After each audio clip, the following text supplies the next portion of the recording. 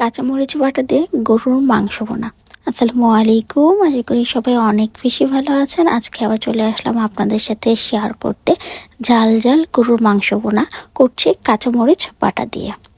শুরুতে আমি প্যানে তেল দিয়ে দিচ্ছি। তেলটা গরম হওয়ার পর দিয়ে দিচ্ছি কিছু জিরা, সেই সাথে এলাচ, দারচিনি, লবঙ্গ, গোলমরিচ এবং মাঝারি সাইজে দুটি পেঁয়াজকে একটু মোটা করে কেটে নিয়েছি, সেগুলোকে দিয়ে দিচ্ছি এবং হালকাভাবে ভেজে নিয়েছি।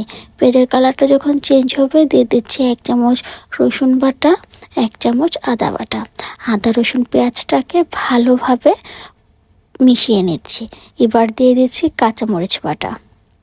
আমি এখানে 2 চামচ কাঁচামরিচ বাটা ব্যবহার করেছি। এই কাঁচামরিচগুলো অনেক বেশি ঝাল ছিল, তার জন্য পরিমাণটা আমি 2 চামচ দিয়েছি। হালকা একটু পানি দিয়ে দিচ্ছি যেন মশলাটা পুড়ে না যায় এবং সেই সাথে কাঁচা যে গন্ধটা সেটা যেন চলে যায়।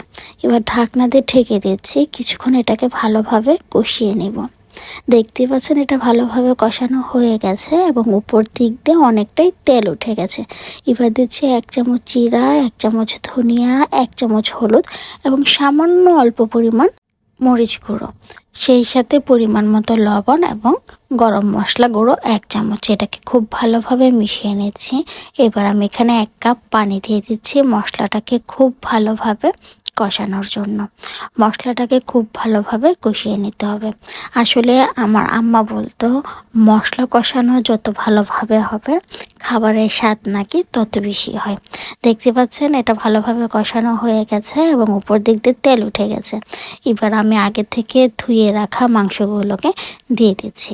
এখানে 1 কেজি গরুর মাংস নিয়েছি এবং মাংসের পিসগুলোকে আমি অনেকটা বড় বড় করেই করেছি।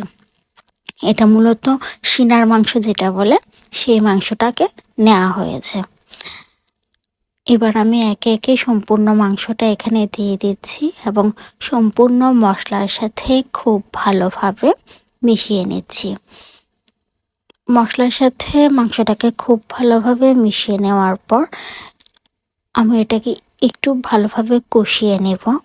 এটা যখন খুব ভালোভাবে কষানো হয়ে যাবে এবং তেল উঠতে শুরু করবে তখন আমি এখানে অ্যাড করে দেব পানি। আপনি যে কোনো মাংসই রান্না করুন না কেন সেই ক্ষেত্রে অবশ্যই গরম পানিটা ব্যবহার করবেন। গরম পানিটা ব্যবহার করলে মাংসটা চটজলদি করে সিদ্ধ হয়ে যায়। এবার আমি এখানে দিয়ে দিচ্ছি সম্পূর্ণ গরম পানি। আমি এখানে প্রায় 6 মগের মতো গরম পানি দিয়েছি, যেহেতু মাংসটা আমার আগে থেকেই অনেকটা সিদ্ধ হয়ে গিয়েছিল কষানো অবস্থায়, তার জন্য এখানে ছোট মগ দিয়ে আমি 6 মগ পানি দিয়েছি। অফ স্ক্রিনে আমি মাংসটাকে অনেকবার নাড়িয়ে চাড়িয়ে দিয়েছি এবং অনেকবার দেখে নিয়েছি। দেখতেই পাচ্ছেন এটা অনেকটা কষানো হয়ে গেছে এবং অনেকটা ভুনা ভুনা হয়ে গেছে। চাইলে আপনারা এখনই নামিয়ে নিতে পারেন কিংবা চাইলে আর একটু শুকিয়ে নিতে পারেন। আমি মাংসের ঝোলটা এমনই রাখবো, খুব বেশি কষানো করব না, তার জন্য আমি এখন এটাকে নামিয়ে নিচ্ছি। এই তো রেডি হয়ে গেল আমার কাঁচামরিচ দিয়ে গরুর মাংস বোনা। আপনারা কে কে কাঁচামরিচের গরুর মাংস বোনা খান অবশ্যই কিন্তু কমেন্ট করে জানাবেন। আর কাঁচামরিচের মাংস হওয়া সত্ত্বেও দেখতেই পাচ্ছেন কালারটা কি পরিমাণ সুন্দর এসেছে। আমি যেভাবে রান্না করেছি আপনারাও যদি সেভাবেই রান্না করে ট্রাই করে থাকেন তাহলে অবশ্যই অনেক সুন্দর একটি কালার আনা সম্ভব।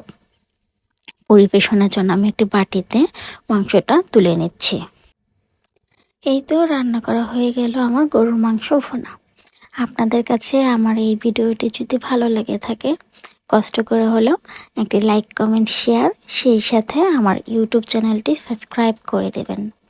আপনারা যদি আমার এই ভিডিওটি আমার ফেসবুক পেজ থেকে দেখে থাকেন তাহলে যদি ভিডিওটি ভালো লেগে থাকে কষ্ট করে আমার পেজে একটি ফলো দিয়ে দিবেন, সেই সাথে একটি কমেন্ট করে দেবেন। আপনারা যদি আমার এই ভিডিও দেখে বাসায় ট্রাই করে থাকেন কেমন হয়েছে কিংবা কে কে বাসায় কাঁচামরিচ দিয়ে গরুর মাংস ভুনা করেন সেটা কিন্তু কমেন্ট করে জানাবেন। সবাই অনেক বেশি ভালো থাকবেন। আল্লাহ হাফেজ।